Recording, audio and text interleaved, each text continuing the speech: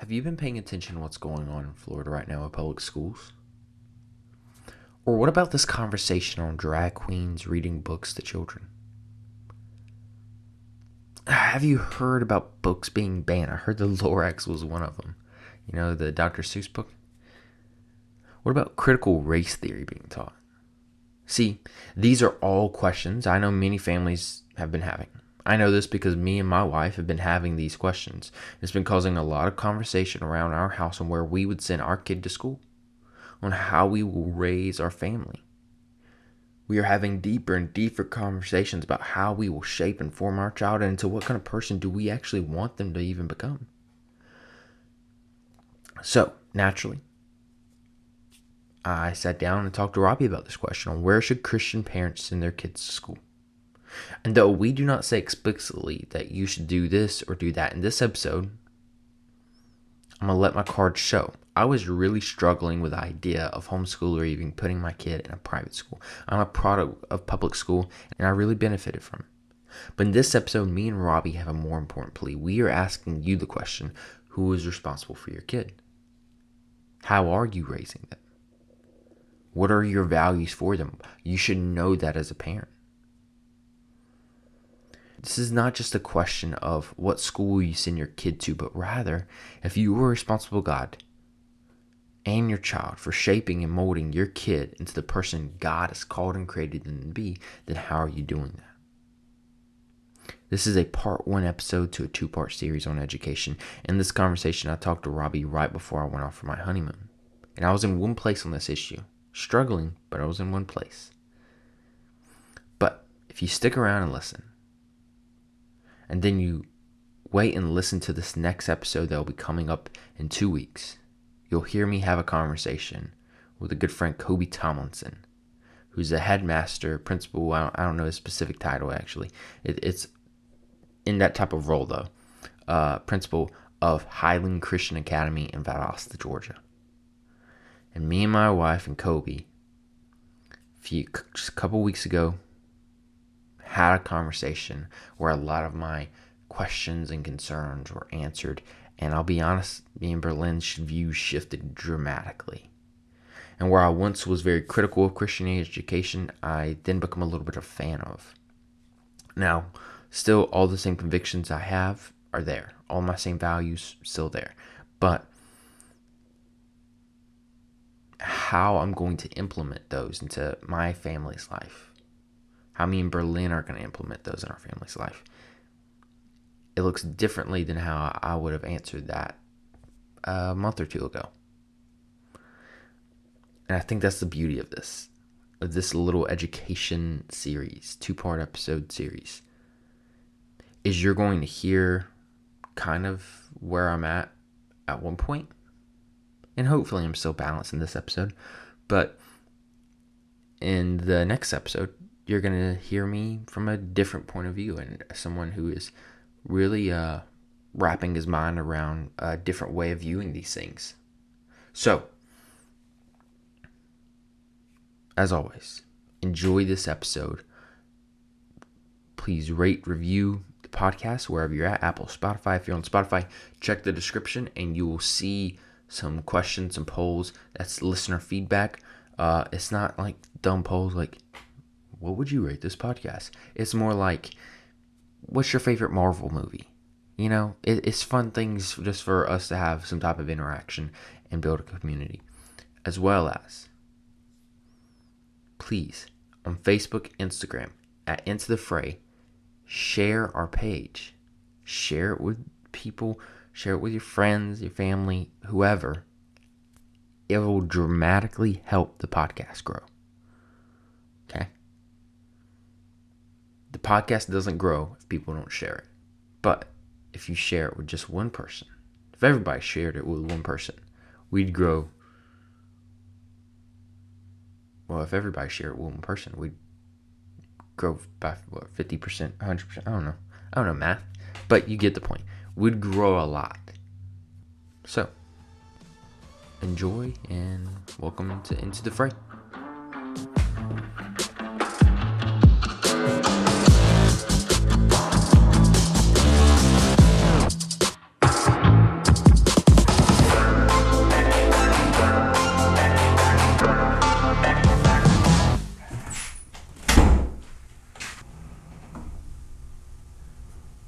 hear about Timothy Keller?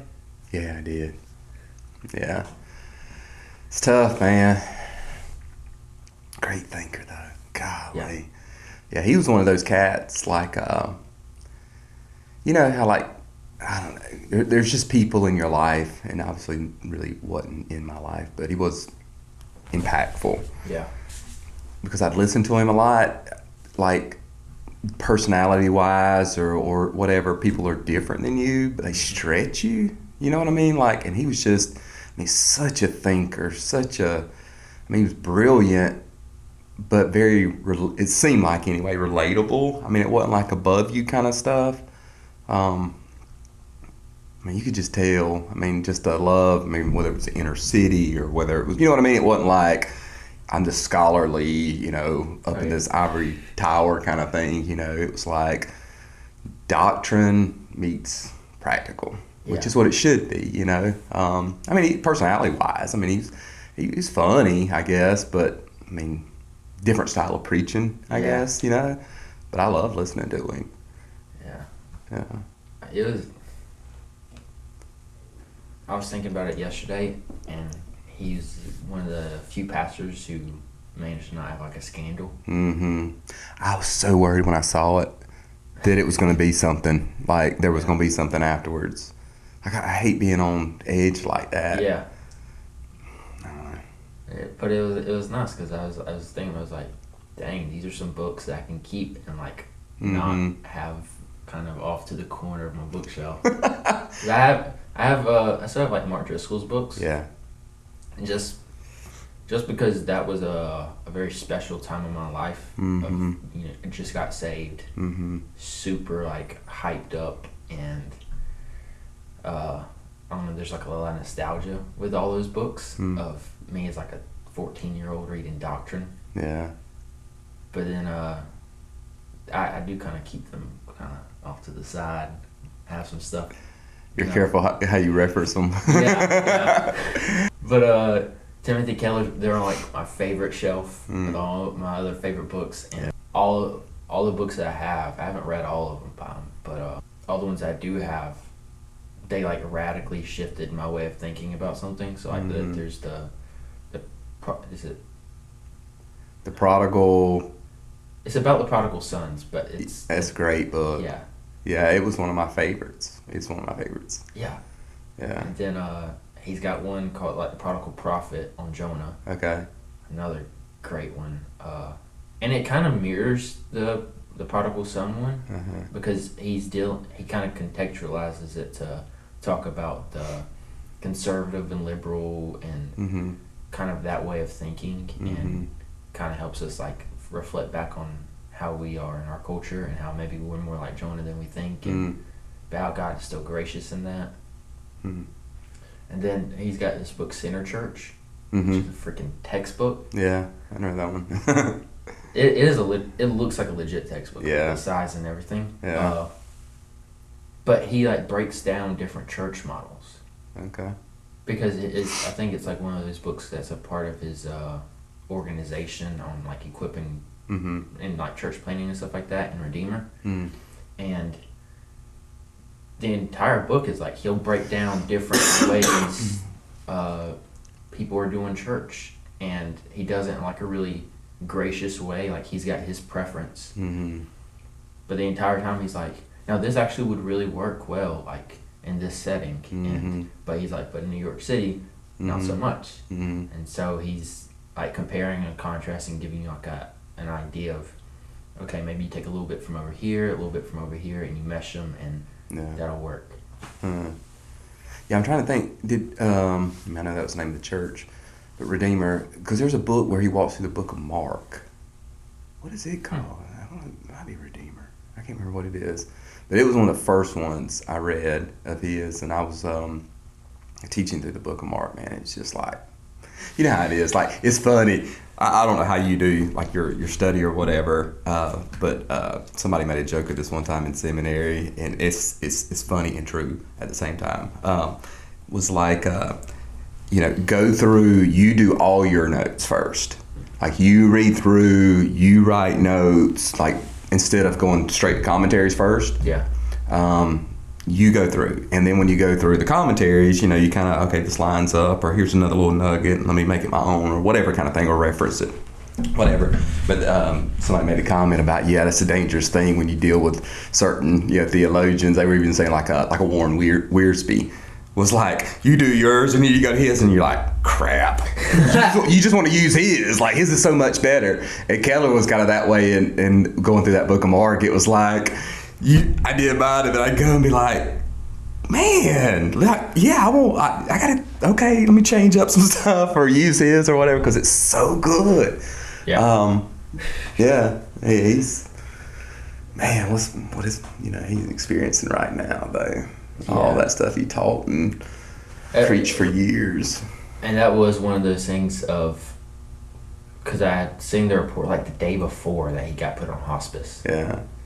I was like, dang, but like maybe like a miracle will happen, like get one more book or something. I don't know. Yeah. A nerd.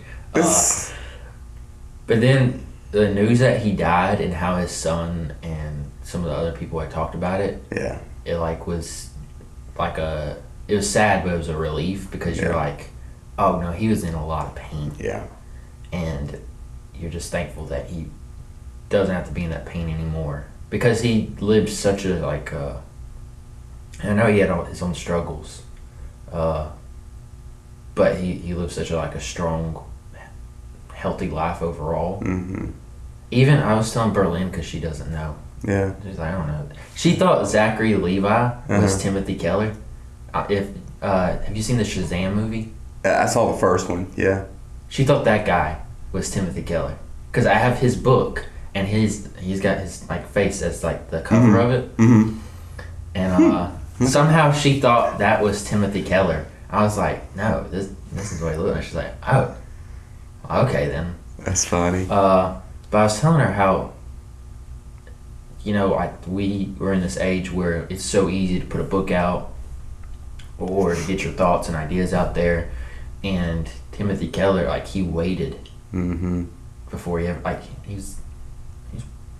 was he 40 or something like that when he published his first book? Probably. Yeah, I don't know for sure. But like part of that was, he's like, there's nothing for me to, like, I want to give myself time to like cultivate my own ideas. And like, I think that's part of why he's such a, like, we know him as such a good writer, is because we didn't see his 20-year-old writings or like 30-year-old writings. Which is typical today. Yeah. Yeah. Like, I'm like, dude, I was writing blogs in high school, and I've buried those websites, because my ideas were, I don't know, I was like emulating, or like what's it called, doing impressions of Mark Driscoll basically. Yeah. And I was trying to like write like he did or talk like he did, and I'm like, yeah, I don't want anyone to ever see that. Yeah, I know. And so it's cool that he managed to stay quiet for so long, and then he finally was ready to speak. He spoke.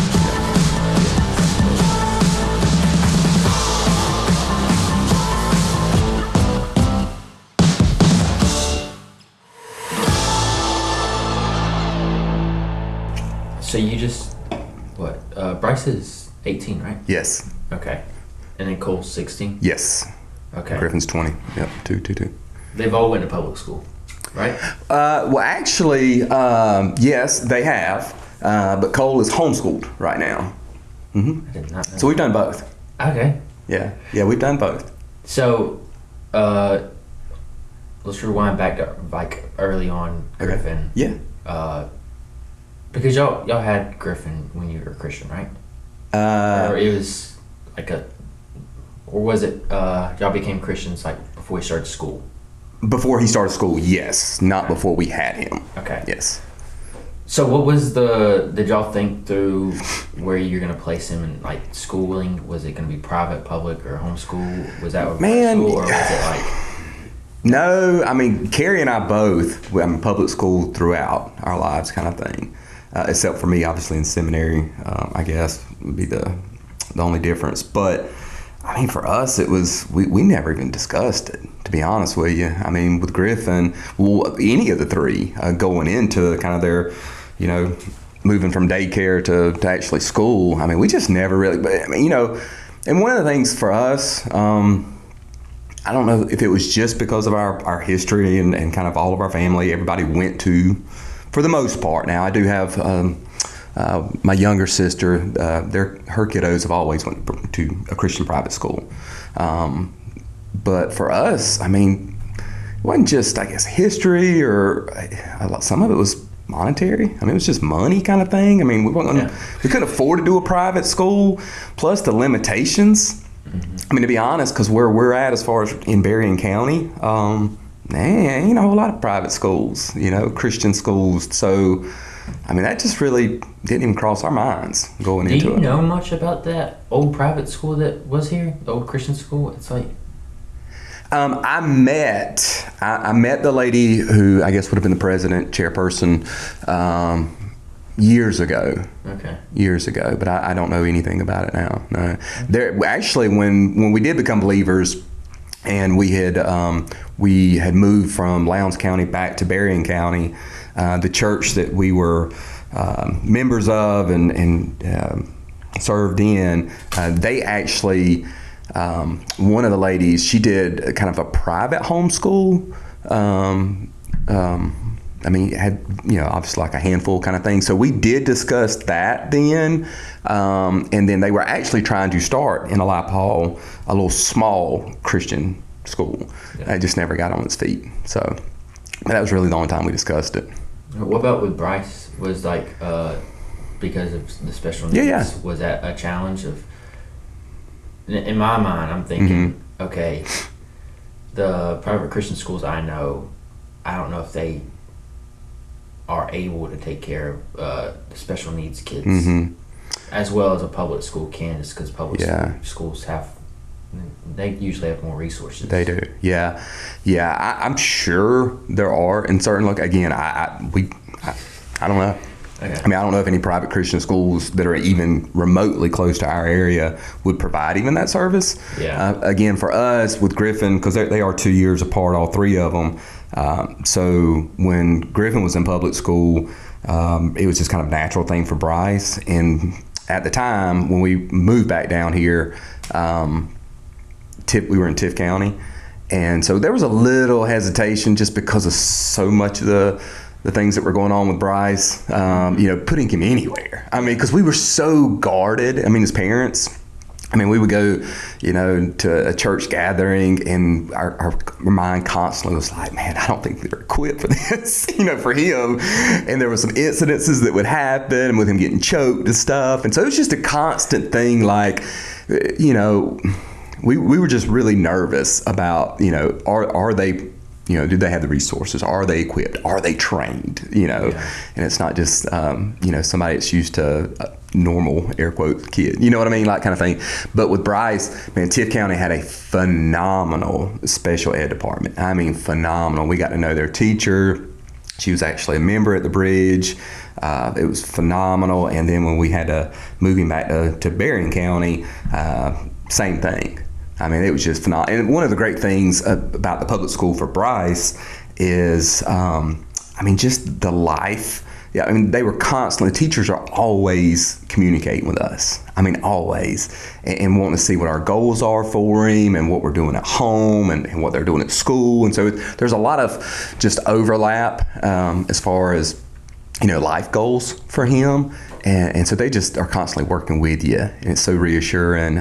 So for us, it's that. Plus, he's different in the sense like he can get over on me. I'm a big pushover when it comes to Bryce, to be honest with you. I still, he's 18, and I'm constantly like feeding him and stuff like that. And where at school, it's much more, they're trying to make him much more independent, kind of thing. And so from a teaching standpoint, or even just like that life skill standpoint, with a lot of kids, it's good. They hear the same thing, see the same thing from parents, but when it comes from another person, they hear it, or they see it. Bryce, much more so. And so it's been really, really good having him in those areas with tremendous people who are doing things that's really, he gets all his therapies through the school as well, so the speech therapy and all the other. So it's cool. Okay. So, uh, you were raised in church too, though, right? Yes. Okay. Was there ever a moment where I know there was a movement at some point with a homeschool and stuff like that. Yeah.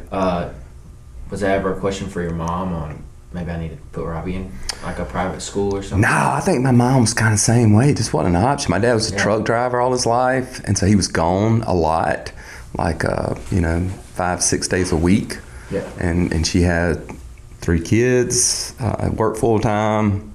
So I don't think that was ever discussed. I mean, for me, even to be very blunt, like I don't even know if I knew anybody growing up. I mean, like through high school. Yeah. That went to a private school of any kind, most definitely a private Christian school, or were homeschooled. Like, I don't know if I know of anyone. That's great. Now, maybe that's just dated. Maybe it's a lot of where, I grew up kind of thing. I don't know. Maybe it was just blind and, there were more than I just didn't realize. Huh. I grew up at Southside, and we had... there was a lot of people who weren't from Lanier there. Okay. And so we had, and then we had a lot of Moody people. Yeah. Moody Air Force Base. So, yeah, not Moody. Yeah, yeah. And so there was a huge family. Mm-hmm. They had so many kids. And they were the homeschool family. And everybody knew that. I think one of the beliefs the mom had was she took Genesis, the command about be fruitful and multiply very seriously. Yes, yes. That's why she has 8 kids. Yeah. And I still know one of them. They're awesome people, but they were the homeschool kids that I knew of. Uh-huh. And then Ray City Church of God, way back in the day, tried to start a private Christian school. Mm-hmm. And I remember my mom, because I had a friend, his mom put him in there. Because they went to church there, and my mom was like, man, I wish I could find a way to get y'all in there. Wait, what did you think at that time?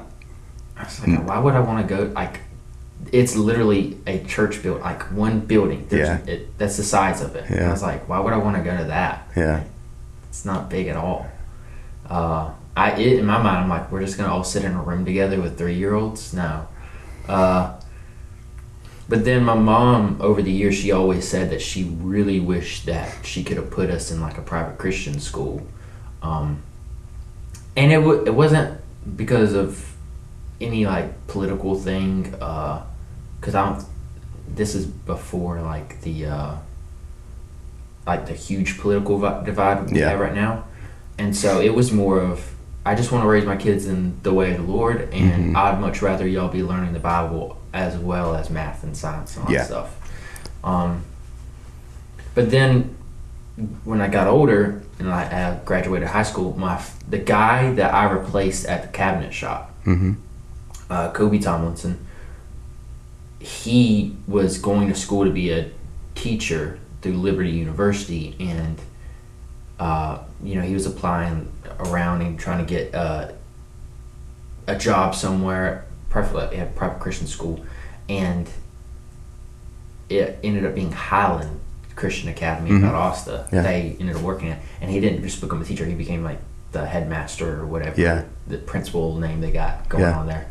And so I got to watch every day at the shop, he's explaining to me, he's like, yo, read this Douglas Wilson book, read Indoctrination. I don't know if you've read that book.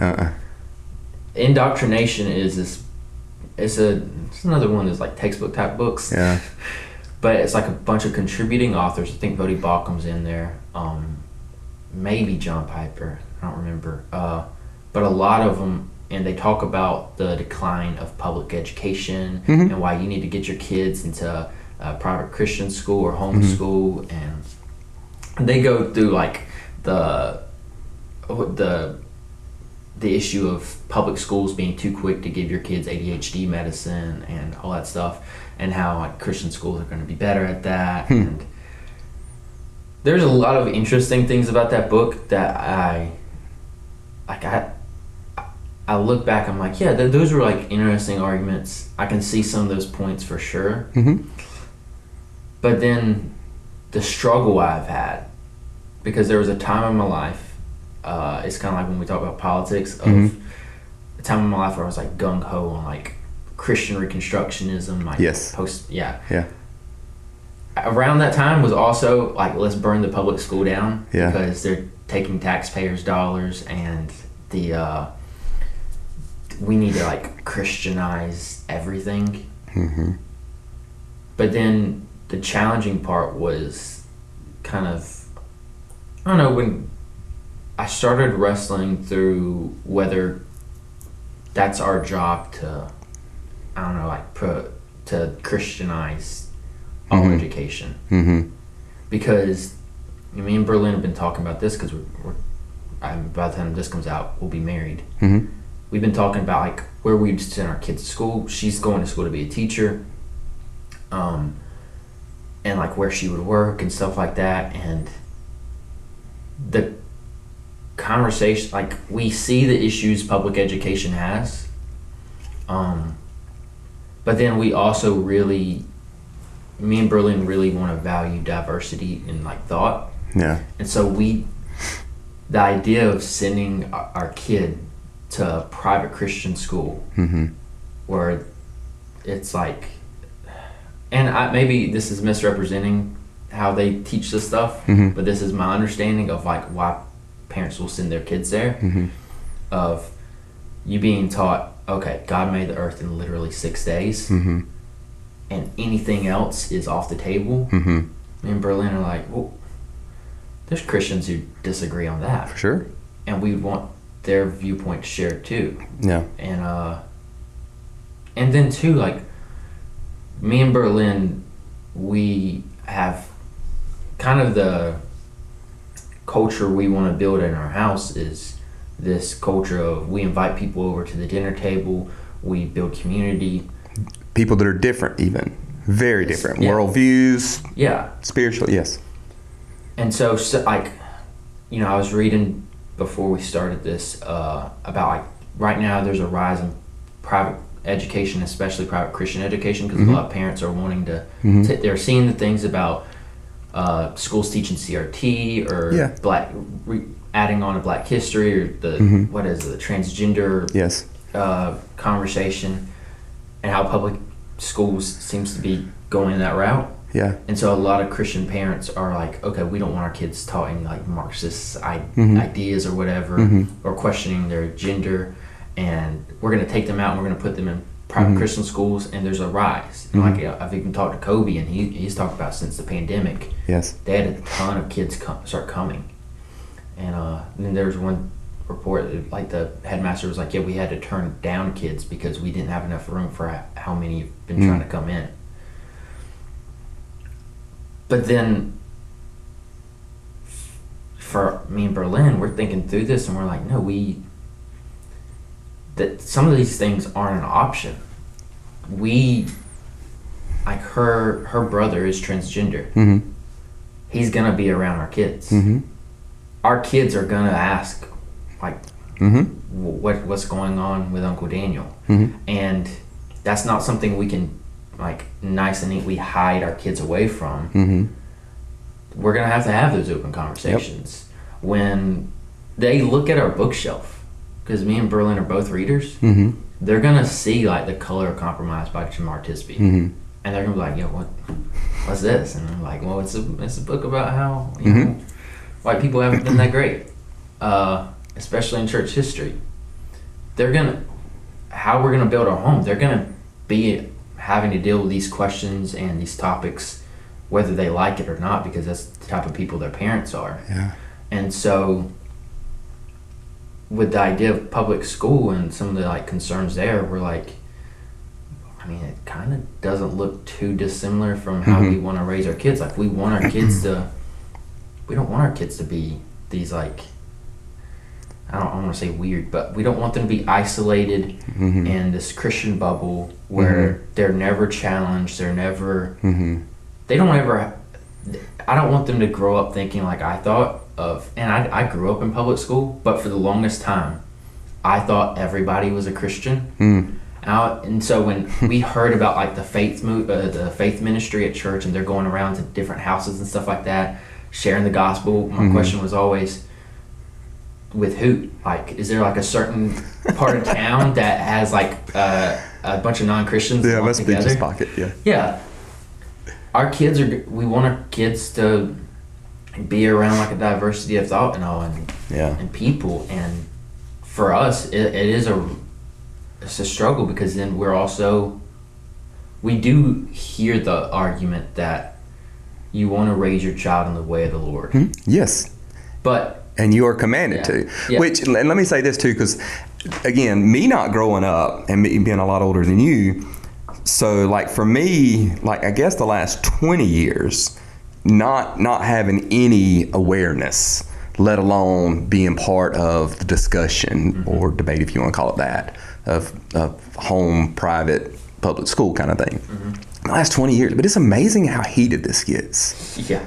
I mean, like I've been really challenged, and like I said, so for my youngest, he has now the last 2 years been homeschooled, which was something that Carrie and I prayed through, talked through, researched like crazy, that sort of thing before we made that decision, and it's been great for him. But I think, part of it is, it's like anything. It's politics, it's anything. When we have these discussions, like people are so quick, it's either this or that, one or the other. And it gets so heated to the point you're yelling across the lines instead of listening and having conversations. And yeah, I mean, I would say it's a person by person, family by family. It's something you do that. You pray through, you talk through, you get counsel through, all those kind of things. Yeah. And for people understanding that there's others, and when you meet, because I mean, again, I remember not even, I guess the first time anyway, with Griffin being in public school, and then he had some, I think it was one anyway, a guy on his baseball team that was a homeschooler, and it was a big deal because he was playing at a public school, and then they kicked that out, and it was like, what in the world? Like, why? That was my first exposure to it. Like, why is it such a big deal? Like, I don't understand. And the stigma attached to homeschoolers. Like you said, even with a family at church, it's crazy. Even at church, it's like, I know who the homeschool moms are. You know what I mean? I know who that family, there are these kind of weird or whatever kind of people. That's the stigma that's attached. And some of the arguments for either one, I mean, if we really take a look at, some of them are pretty sad, like kind of thing. Like, and you said something that comes up, and it should come up because it's a command that we are to train. So it is not the school, no matter what school's responsibility. It's not even the church's responsibility first and primarily, right? It's the parents. It is the ones in the home. It's your job to train them. Yeah. You know what I mean? You got to start there. So for us, like, if they're going to a public school, or they're going to a private Christian school, or they're being homeschooled, your job, parents, grandparents, guardians, is to train them primarily, no matter where it's at, kind of thing. And the other thing I would just say, dude, like when you said that earlier, I giggled a little bit, man, because again, I was lost as could be. But when I was in college, the first person that it was my age that I knew that was a really good friend of mine, actually was a roommate at the time, went to a private Christian school. He's the wildest cat I've ever met. Yeah. All right, so let's just, you said Christianize, man, I don't care what school you go to. I don't care what teaching. I mean, it's a hard issue, right? Like, we know that. Yeah. And this cat was lost as could be and went to a Christian school. He was wild, and I loved him because I was lost and wild kind of thing. I think that's a good point to hit on too, because that was another thing me and Berlin talked about, is we know some kids who went to a private Christian school, and again, I've read the books like arguing for it, but then I don't see a huge difference in the kids at private Christian school versus public school, because I think it's kind of like the issue of you want to enforce prayer back in public schools, and it's like, that's not gonna change anyone's heart. And who's to say when that, I don't mean to cut you off, but like, that is one of the things that always gets me. like, oh, we've taken prayer out of school. Who said exactly, like, your kids can't pray in school still? Yeah. Your teachers can't pray? Like, nobody can tell you not. Now, you might can't gather a group and pray out loud. Yeah. Called to pray without ceasing throughout the day kind of thing. So I can be praying for you and you not even know it, you know? So, like, it's one of those things that is kind of funny to me. Been the challenge, too, of anytime I've heard that brought up, I'm always like, I went to public school and I prayed all the time. I know, like, yeah, there were teachers who, they were very hostile to Christianity. Yeah.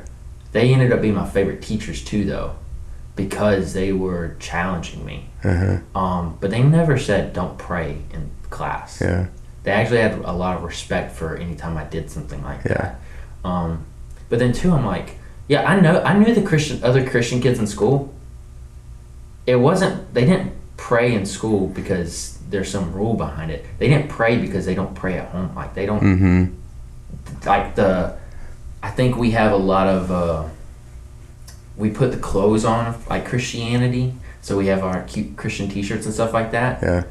But at the end of the day, like, a lot of our kids, if even like the ones we're raising up in our churches and stuff like that, if you're not instilling this stuff at home, don't expect it to be at the school. Yeah. Like, it should be an overflow from the home to the school. And it's not vice versa. You said a Sunday of, it's not the church's job to train your child up in the way they should go. That's your job as a parent. Yeah. And then the church comes alongside you to help you do that. Yes.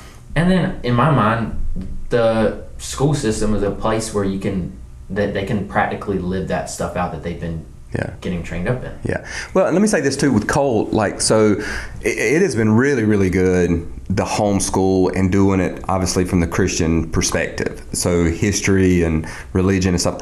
But for us, we got to, and I'm assuming most homeschoolers are the same, you get to pick, you know, the criteria kind of thing, the curriculum you're doing.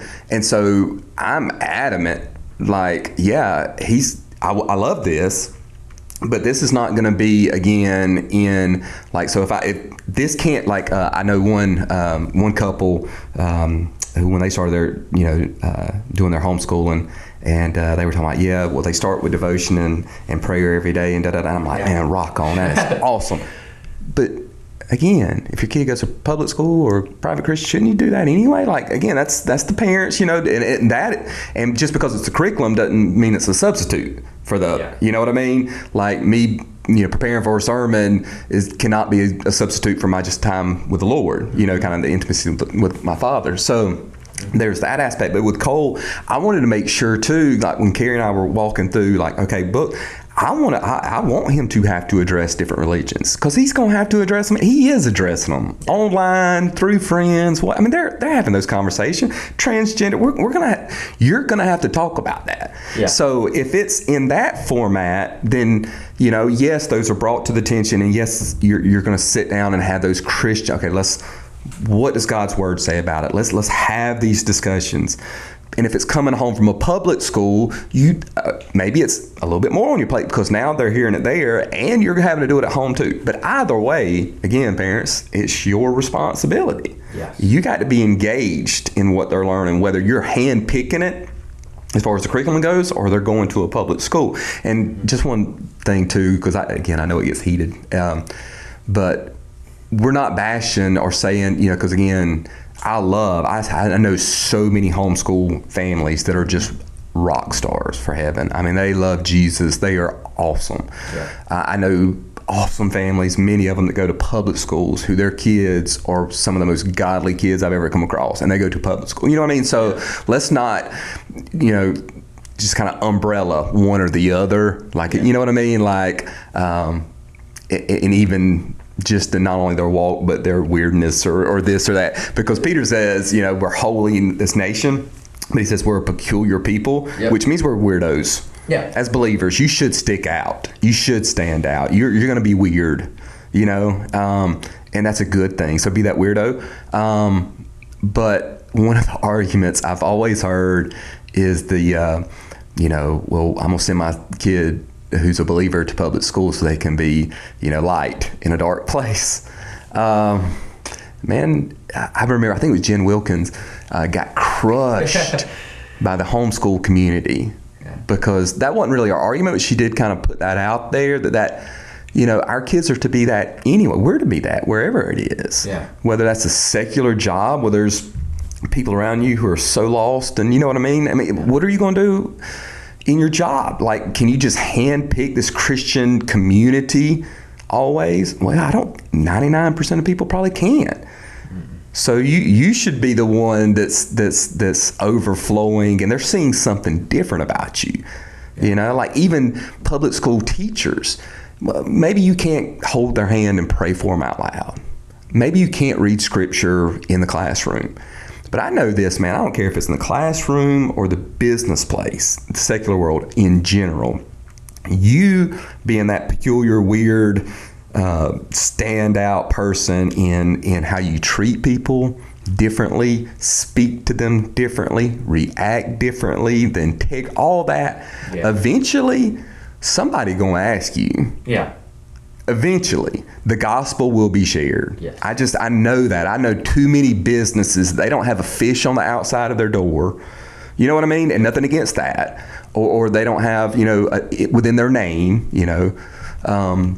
but they're different. Yeah, and eventually, it comes out. I mean, people want to know, why are you different?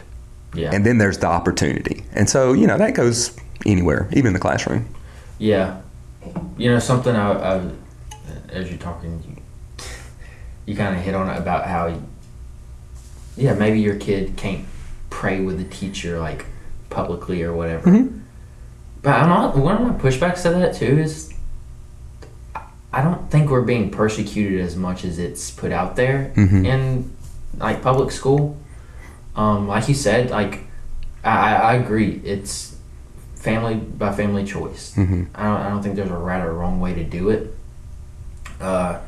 Me and Berlin, it seems like every conversation we're leaning a different way because there's good arguments on all sides. Yes.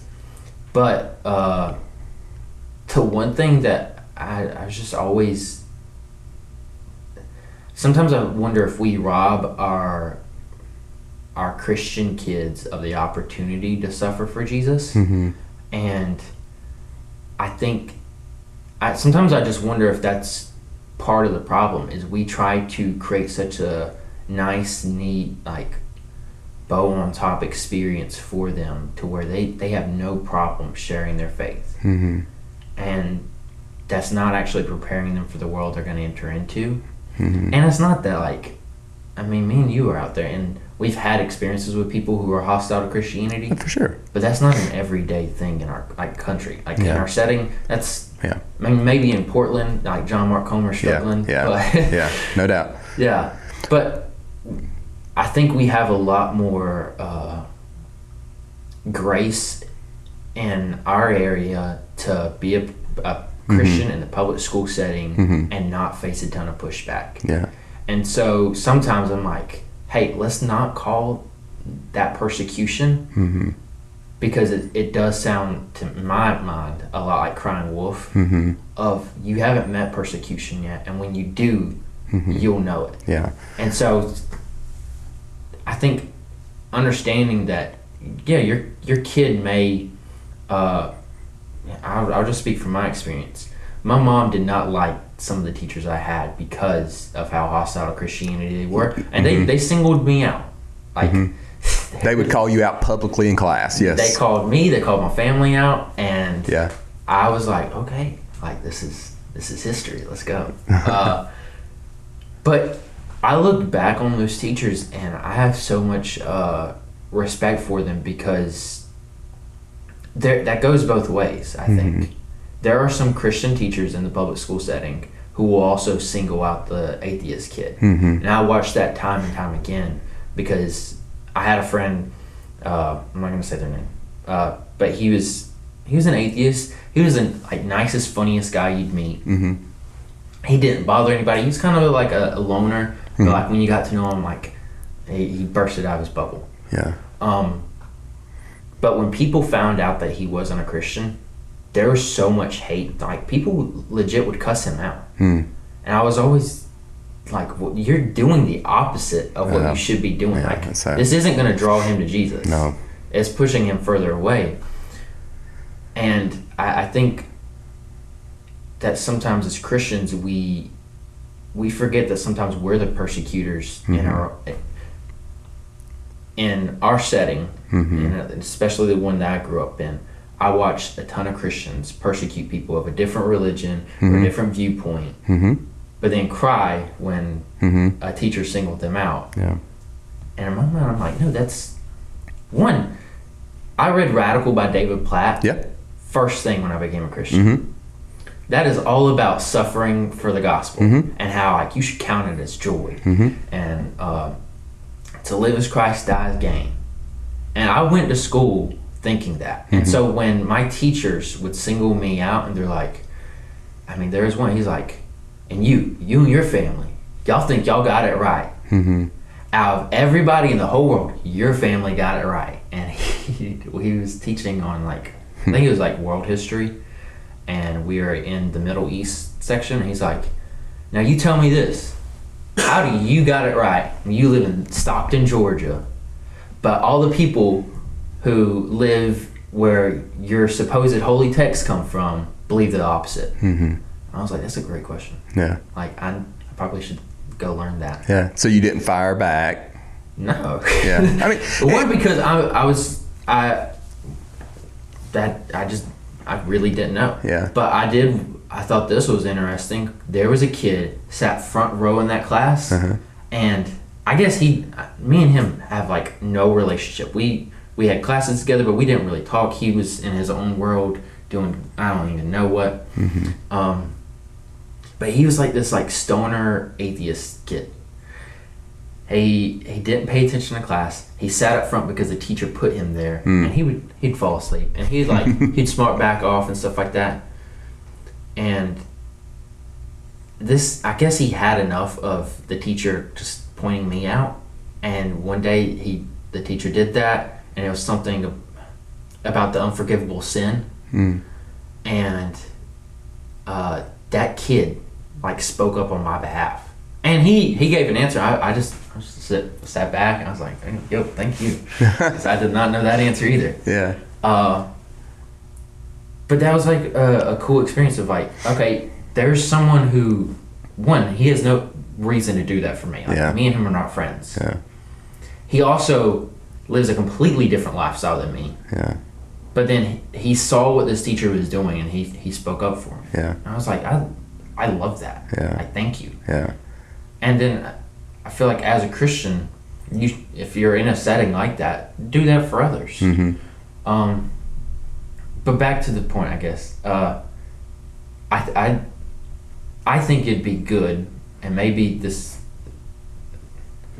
I don't know. I know some people disagree with this. I think it'd be good if we experience some persecution, and even though we want to protect our kids, sure, of course, don't shelter your kids from some of the suffering they're going to face as a Christian, because I think that's a lot of the point in those New Testament epistles is Paul's no, I count it a joy when you suffer. There is you share in Christ's suffering when you suffer, and then not only that, but we're all going through it together, and so you're actually a part of a community when you go through that. And so when you teach your kids that early on, and they're struggling at school, and maybe the teacher's calling them out, be like, hey, my mom did this all the time. She just tell me I struggle with that at work too. There's some people who single me out because of the life I've chosen to live.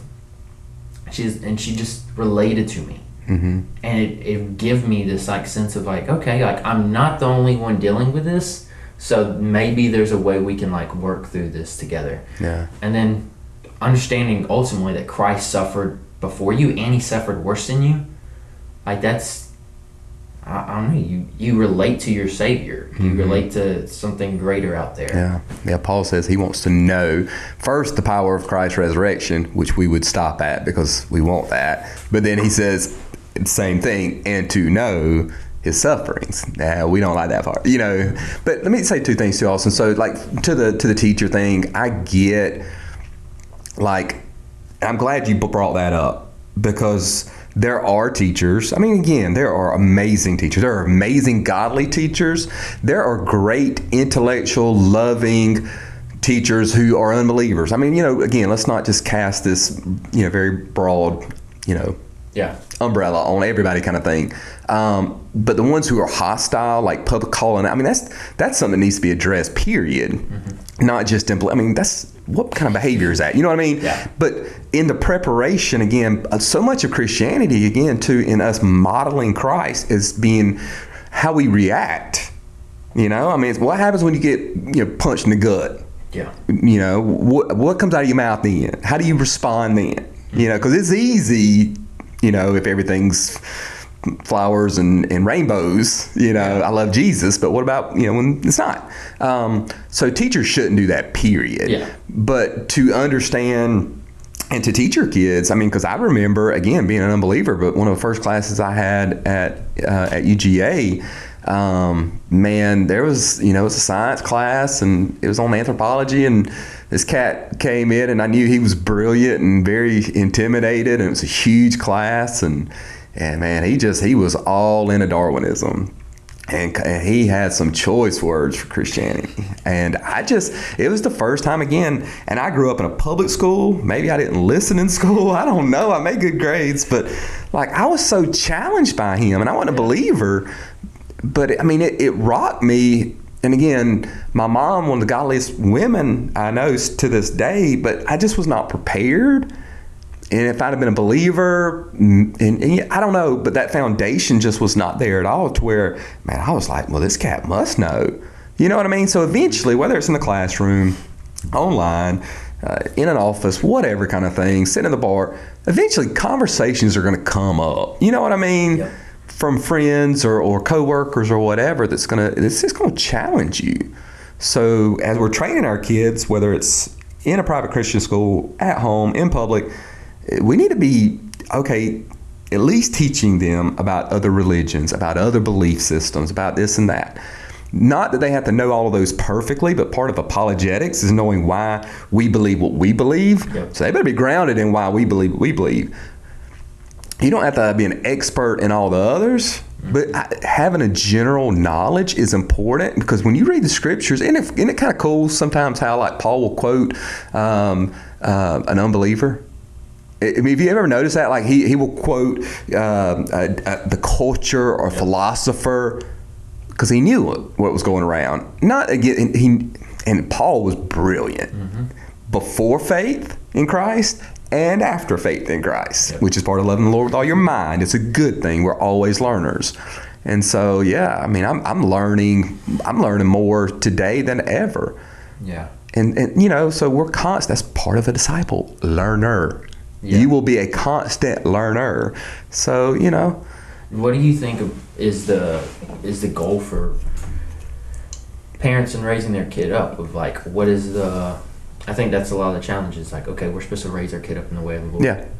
Does that mean they just need to, like, be able to rattle off the Torah, like back in the day? Yeah. Like, what does that look like? Yeah. Well, I'm teaching and preaching this Sunday, which will be Sundays off when you actually hear this, so you can go back and listen to it. But anyway, it's teaching and modeling. It just is teaching. So yes, we are teaching them the scriptures. We're teaching them the stories. We're teaching them, in all the time, and many different. And here's the thing too, like I make light of it sometimes, because I think, as if a preacher or just a believer, it's like they got to memorize the scriptures are a really good thing. We should saturate scripture. But I'm talking about, man, you in a fishing boat, or you're on the ball field, or you're on a drive home from something, or going to a movie. Man, you can give them truths from God's word, and don't have to say 1 Samuel 1, part 8. Like, just, and when stuff comes up in questions and stuff, the Bible says, I mean, just talk to them. But if you're saturated in scriptures, it will overflow into their lives and those conversations. Okay, that's powerful, because, again, it's the word. And so it's teaching. Yes. In your prayer life, I mean, you mentioned that about prayer. I mean, we prayed in school the Lord's Prayer. And how, again, I love it's God's word, it's prayer. Jesus taught that. It's beautiful, but it can become so mechanical, so it's just something you memorize and has no, life to it as an unbeliever. And man, I don't want that. I want them to know it, but I want them to see it in my life. Yeah. And the joy that I have, and how, this Christian life, man, it impacts how I treat and love their mother. How, when we have disagreements, how we fight fair, how, when I raise my voice or respond, which I just had to do like 2 days ago, to my kid, Yeah. I ask for forgiveness. Yeah. Like, that's the gospel, man. Like, live it. Like, it's not, okay, we don't drink, cuss, or, okay, but you know what I mean? Like, but love, joy, all the fruits of the Spirit, like, they should be evident. And when that happens, and again, just to your question too, we teach, we model, we do all the things, but the choice is theirs. Yep. You can't make anybody. I can put, and we should put our children and everybody in this space where God, through His Word and Spirit, is just exposure. But eventually it's their decision to receive or reject. Yeah. I can't make them.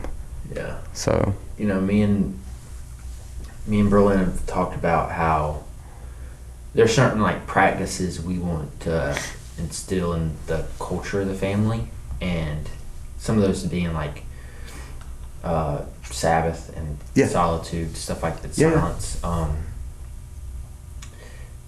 And we want those to be like regular things that our kids are like raised in. But we don't want it to be this thing of, because I think that's sometimes the danger you fall into. It's like you said, of you do these things, they become so mechanical, but they don't actually do anything to your kid's heart. And so how I'm kind of like wrapping my brain around it is, okay, we're going to practice Sabbath as a family once a week. And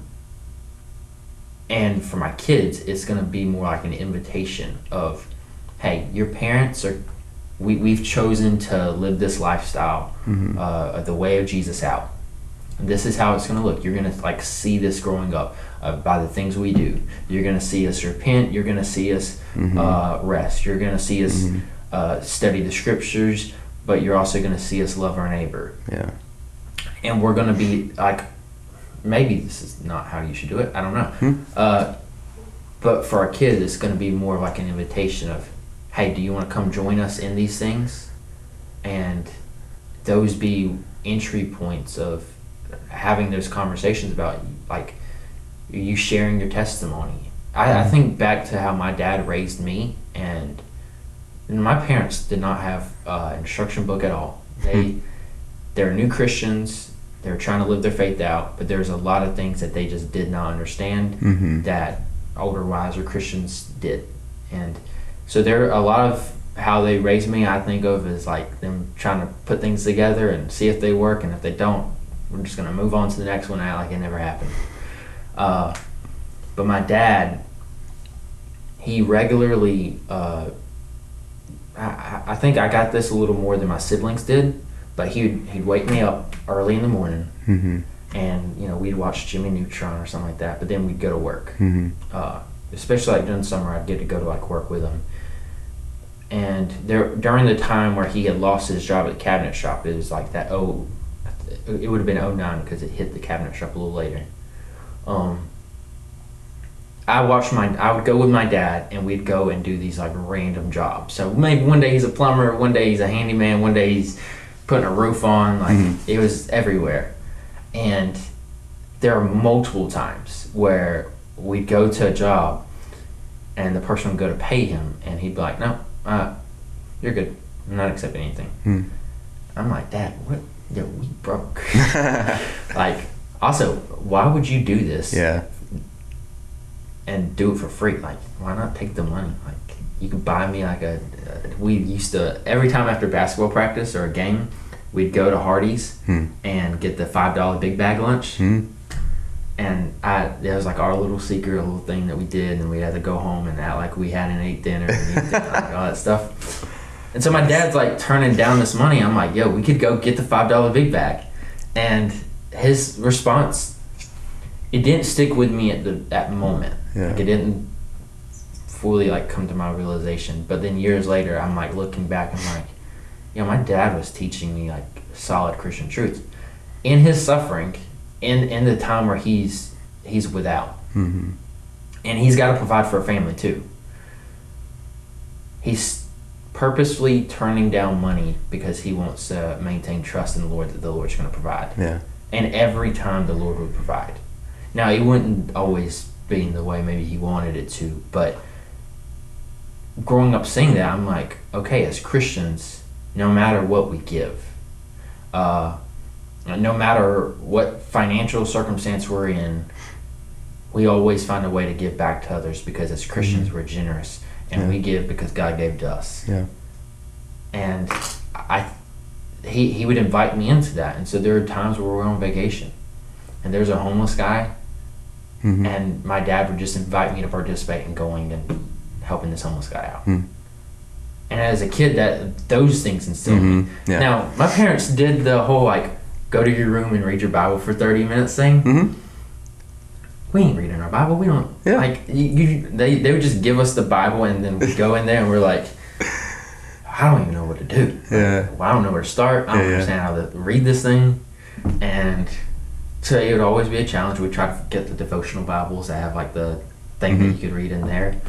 But get the Cliff Notes. Yeah, we're trying. In case they ask questions, yeah. But the things that really stuck were the little, how my parents, I guess, contextualized the gospel to us and how they lived it out. Yeah. And us seeing them model the way of Jesus left a bigger impression than reading the Bible. Yeah. Now, I don't think that means don't like to tell your kids to read the Bible. Yeah. My parents just didn't fully understand how to communicate that to the kids right away. Yeah. But I think even with reading the Bible, it's I would assume it's kind of like how we're doing youth ministry. Is you don't give them a KJV Bible and say, hey, just make sure to read it 30 minutes every day. You contextualize it to them, and that's how you train them up in reading the scriptures. Is you're like, hey, once a week, go through the book of Mark. Like, read the first 7 verses. And breaking it down in a way that they can actually understand it and it be like more accessible to them. That stuff's going to help it stick into their brains more. Yeah. Because you're giving them like actual. I think sometimes that's the struggle we have as Christians is we tell people like go live your faith out, but we're not very specific about it. Yeah. And so then like the rest of like we're sitting there and we're like, okay, I'll go live my faith out. And so you just wear t-shirts with like faith written on it. Yeah. When if you give them actual instruction, it's like you're training somebody at work. You don't tell them, hey, go build that cabinet. You're like, hey, I'm going to show you how to put the sleepers here, this deck here, the sides here, and I'm going to walk you through step by step how this works out. Yeah. As you're training your kid up in the way of the Lord, you show them step by step how you do things. Yeah. And I think it's a great illustration too, because the training aspect, I think that's, again, there's so many layers to it. Like you said, sometimes it's just tell them and hope for the best or whatever. No, like just like you would in a job or anything else, tell them what they're doing. I mean, explain, teach them, walk through the steps, answer the whys. Like, this is why it's important why we're doing it, and so for you mentioned earlier about like solitude or the Sabbath, like explain. Like, just not, okay, well, we're not going to fish on Sunday. You know what I mean? Like, explain what the Sabbath is. Like, and do you know what it is? Do you know what solitude and why it's so important? Do you practice it? Kind of thing. So it's so important. So teach them what it is, why, and then like you said, this is training. It's just like if you had a job, like you would show them first how to do it. Then you're going to give them a little rope, let them do a little bit. You're right there beside them, and you just gradually give them a little bit more, and you step further and further. And like, instead of just giving them the Bible, and here, go read it with them. Read it, like you said, read a New Living Translation, read a whatever. Read it briefly, read it, there's so many ways to do it, but engage them, ask questions. Yeah. Ask questions, encourage questions. Here's the thing. Maybe act like you don't know everything because you don't know everything. Yeah. And man, we needed to look that up. Oh, by the way, this is how I'd look something up. Like let's get on Google, but let me show you where to look, how to look for stuff. Yeah. You know, so that you don't just fall into like, oh, let me. It's like having one of the things that I do in youth is one of the reasons I like being in youth is because sometimes my faith is too complicated. Mm-hmm. And so I gained something from hearing the teenagers explain their faith, and without all the theological words and all that stuff, because it's more simple. They have this childlike faith, and it's just really refreshing for me. And so a lot of times when I'm teaching, I'm telling them, hey, I've kind of framed it like this. I'm gonna ask questions so that you're teaching the lesson. Yeah. Because a lot of these kids, they growing up, like they're here at the bridge, their parents are raising them in the way of the Lord, and it shows on Wednesday nights because they're rattling answers off that I'm like, I'm still learning that, thanks. Yeah. But I'll ask them intentional questions to where they are having to like critically think about like, okay, how would I explain this to someone who's not a believer yet? And then watching them do it, man, I don't remember what we were talking about, but there was a night it was the last time I taught, and these kids, there's 3 of them specifically who like they're debating on, is God fair? Because I don't remember, it was a prodigal son story, and I was like, do you think what the father did was fair? Because that was something actually raised in public school. Now it's coming full circle. I was in a class, it's an English literature class, and my teacher would do these debates. And they're just fun, kind of like do critical thinking skills and stuff like that. So she'd split the room up and be like, fully agree, maybe, fully disagree. Okay. And she'd pose a question or something out there, and then we'd all go different sides of the room. And one of them was about the prodigal son. And this atheist kid was like, that father is terrible. He should have beat that kid. Like, he ain't getting nothing.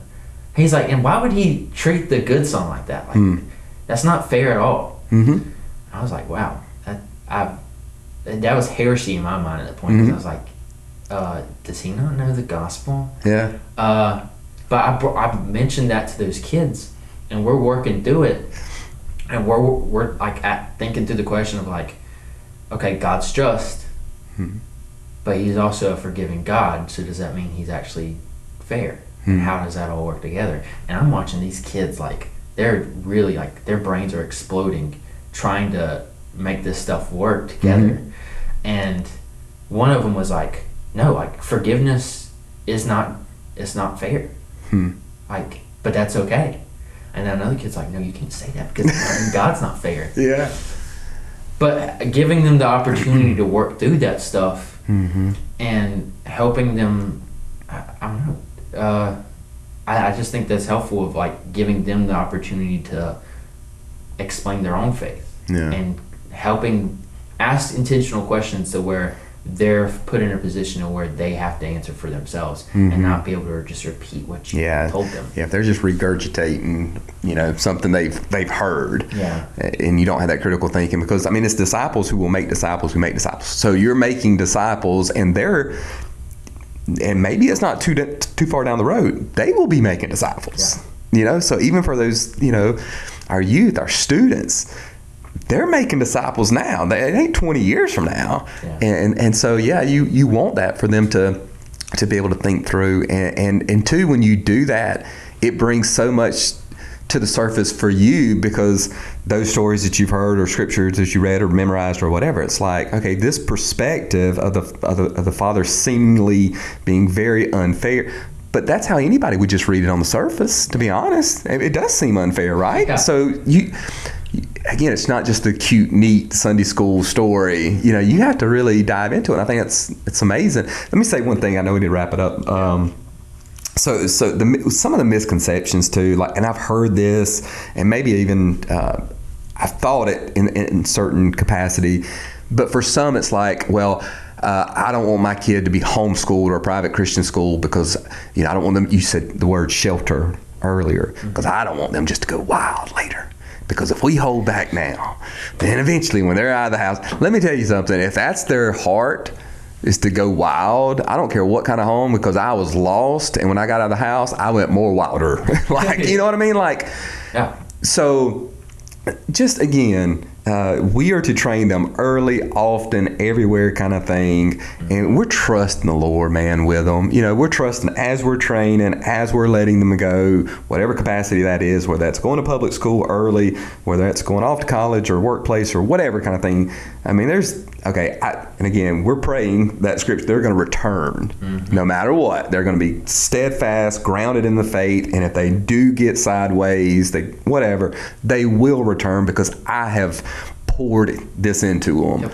You know, and by God's grace, they will. And that's what we're doing as parents. And you're totally, I'm depending on the Lord, and I'm trusting Him no matter what. Yeah. So I think the thing that came to mind with this topic was Daniel. Yeah. And how that's a good one. He wasn't the only kid raised in the way of the Lord. Yeah. But him and his friends, I mean, I think that's just a sign of just their heart specifically was changed. Yeah. They had a unique relationship with God that maybe the other kids didn't.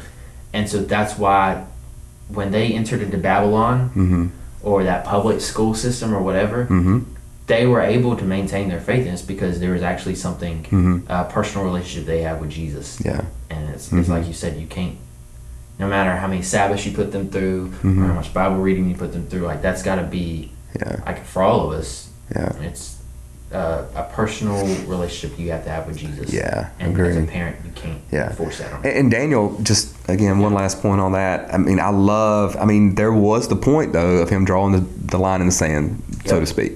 And so no matter where that is, but specifically, you know, a public school, I mean, there's got to be, you got to have conviction, but knowing the consequences of that conviction. You know what I mean? Like, you just got to be aware. Daniel was aware. It's like, hey, you just test us on this. You see how, you know, basically God is going to honor this. Yeah. And he did. Yeah. But you got to be willing to draw that line, you know, and then accept it, whatever that looks like, you know, and I don't know what that would look like in the. It varies, but the last thing too, man, is I was just thinking how, like, not only like kids going, you know, a sheltering them kind of thing, but just the beautiful truth for us as parents, right? Like, as we're raising our kids in the way of the Lord, and you are teaching them, and you're on their level, no matter what, you know, education they're getting, no matter what type of education. Is there really joy in you in teaching that? Like, so when you said solitude, for some people they're like, oh man, I got to put my phone down. Okay. Yeah. So if you're because the question then becomes, am I more of a Pharisee or am I more like Jesus? Because both taught about the Sabbath. Yep. Both honor the Sabbath. Now that the Pharisees obviously adding all the law and tradition, all that kind of stuff. Yeah. But both taught on it, right? Mm-hmm. But Jesus explained, again, the why of the Sabbath, and then he modeled it. But there was joy in it. There was life in it. And so for us as believers, again, you know, how we're modeling it, we can go in there and read, you know, a chapter a night. And if it just becomes so legalistic, dogmatic, just, man, they might rebel against that. Yeah. Because there's really no joy in you in it. So are they just going to find joy in it? You know, like, I don't know. So I think it's just a caution, even for me that's got, you know, kids that are getting a lot older, that I still want to see. I want them to see. I want everybody, not just my kids, everybody to see that following Jesus is the greatest adventure, the funnest, the most joyful. I mean, I even talked this past Wednesday about God being the happy God. And I was surprised that people, like, they didn't push back on that, because I pushed back on that for years. I just thought he was always angry and this tyrant, or maybe if it wasn't even angry, it was just rigid. Yeah, just maybe no feelings. You know what I mean? Just stoic. Yeah. But that's not how Scripture defines. Yes, he's wrathful against sin, but Paul calls him the blessed God, the happy God. And I remember, I think it was actually Tim Keller we were talking about earlier. It was one that I first heard that, and I was like, I've never thought of God that way. I mean, this was years ago, but happy, joyful, the chosen, with Jesus, you know, depicted as dancing and laughing and cutting jokes. that wasn't my picture of God, and it changed again my thinking. But long, roundabout is I want people to see that type of joy of what it means for me as a follower of Christ, and that should overflow in every aspect of life, including learning. It's not just rigid. Yeah, it's actually fun. Which I'd have never said, by the way, 20 years ago.